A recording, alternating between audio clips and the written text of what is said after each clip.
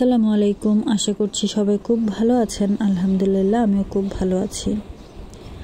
আমাদের পরীক্ষায় যে প্রশ্নপত্র দেওয়া হবে সেখানে অবশ্যই পাউন্ড কেক থাকবে, আর প্রশ্নপত্রের ধরন অনুযায়ী আমরা আজকের এই কাজটা করছিলাম। যে ইনস্ট্রাকশনগুলো দেওয়া হয়েছিল বরাবর সেই ইনস্ট্রাকশন মেনে কাজগুলো করার চেষ্টা করছিলাম। আর এই তো সবাই মিলেমিশে প্রতিবারের মতো কাজ করছি। তবে আমাদের প্রশ্নপত্রে 5টা ডিম দিয়ে করার কথা ছিল, কিন্তু আমরা 4টা ডিম দিয়ে সেটা করলাম। আর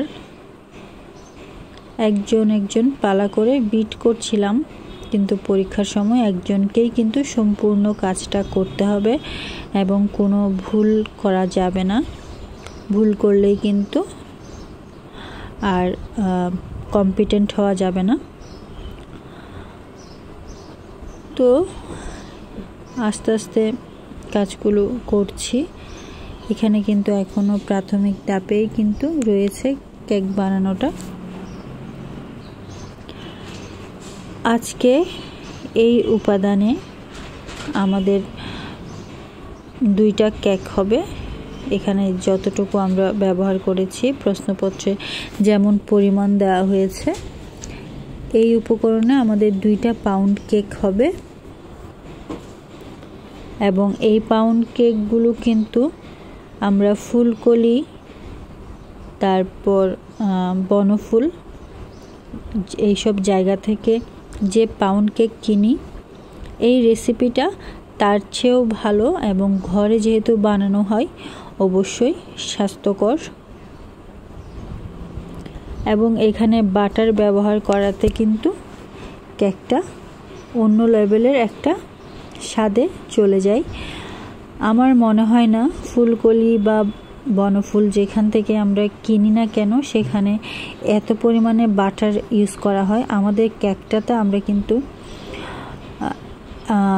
ন্যূনতম পরিমাণেও কিন্তু তেল ব্যবহার করিনি।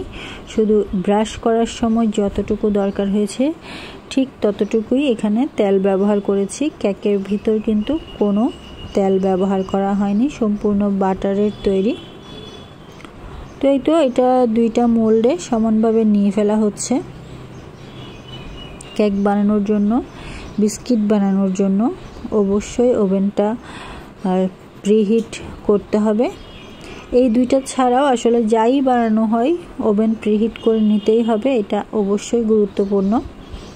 আমরা রুটি যখন তাওয়ায় দিই অবশ্যই তাওয়াটা আগে একটু গরম করে নিই। ওভেনের ব্যাপারটাও ঠিক তেমন, অবশ্যই একটু গরম করে নিতে হবে, না হলে কিন্তু বিসমিল্লাতেই গলদ হয়ে যাবে। তো আমাদের কেকটা রেডি। এটা আমরা প্রায় 5 মিনিট এক্সট্রা রেখে দিয়েছিলাম, খেয়াল করতে পারিনি, তাই জন্য উপরে কিন্তু বেশ কালো ভাব চলে এসেছে। এটা কিন্তু পরীক্ষায় করা যাবে না, তাহলে কিন্তু নাম্বার পাওয়া যাবে না। তো এই তো আমার পিসটা আমি নিয়ে নিলাম। ক্লাস শেষ করে গোলাম রসুল মার্কেটে চলে গিয়েছিলাম। এখানে আমি বেশ কিছু জিনিস কিনবো কেকেরই, খুব বেশিও না, মোট 3টা জিনিস কিনবো। ইস্ট কিনবো, বাটার কিনবো, আর হচ্ছে ভ্যানিলা এসেন্স কিনবো। তো গোলাম রসুল মার্কেট, রিয়াজউদ্দিন বাজার, এগুলো এত বড় মার্কেট, আসলে এগুলো খুব বেশি নখদর্পণে না থাকলে চেনা যায় না।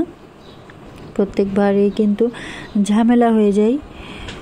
তো এই তো আমিও যে দোকানটা থেকে কেনার কথা সেখানে কিন্তু আমি আগে যাইনি বিদায় আমি চিনতাম না জায়গাটা। আর অনেক বড় মার্কেট যেহেতু আমি একবার এদিকে করে খুঁজে দেখছি, আবার আর অন্যদিকে গিয়ে খুঁজে দেখছি, আবার সবাইকে জিজ্ঞেস করছি। তো এইভাবে করেই বেশ অনেকক্ষণ ঘোরার পর আমি আমার যে দোকানটাতে আমার যাওয়ার কথা সেটা পেয়েছিলাম। আর এই ফাঁকে আমি গোলাম রসুল মার্কেট যে কারণে মূলত বিখ্যাত, এই সুন্দর সুন্দর ক্রোকারিস, এগুলো একটু ভিডিও করছিলাম।